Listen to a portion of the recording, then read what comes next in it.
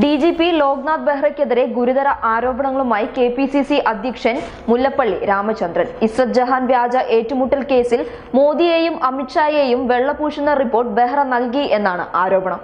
അമിത്ഷായെയും നരേന്ദ്രമോദിയെയും രക്ഷിച്ചതിന്റെ പ്രത്യുപകാരമാണ് കേരളത്തിലെ DGP പദവിയെന്നും മുല്ലപ്പള്ളി വടകരയിൽ പറഞ്ഞു. പിണറായി വിജയൻ അധികാരമേറ്റപ്പോൾ ബെഹ്റയെ DGPയായി നിയമിച്ചുകൊണ്ടുള്ള ഫയൽ ആദ്യം ഒപ്പുവെക്കണമെന്ന് നരേന്ദ്രമോദി പറയുകയും അതനുസരിച്ചാണ് പിണറായി ഒപ്പുവെച്ചതെന്നും മുല്ലപ്പള്ളി രാമചന്ദ്രൻ പറഞ്ഞു.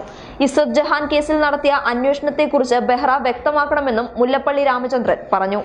NIAയിൽ നിന്ന് അവധിയെടുത്തോ എന്ന് വ്യക്തമാക്കണം. അവധിയെടുത്തെങ്കിൽ എന്തിനാണെന്ന് തുറന്നു പറയണമെന്നും അദ്ദേഹം പറഞ്ഞു. ബെഹ്റയെ DGPയാക്കാൻ പിണറായിയോട് നിർദ്ദേശിച്ചത് മോദിയാണെന്നും അദ്ദേഹം ആരോപിച്ചു.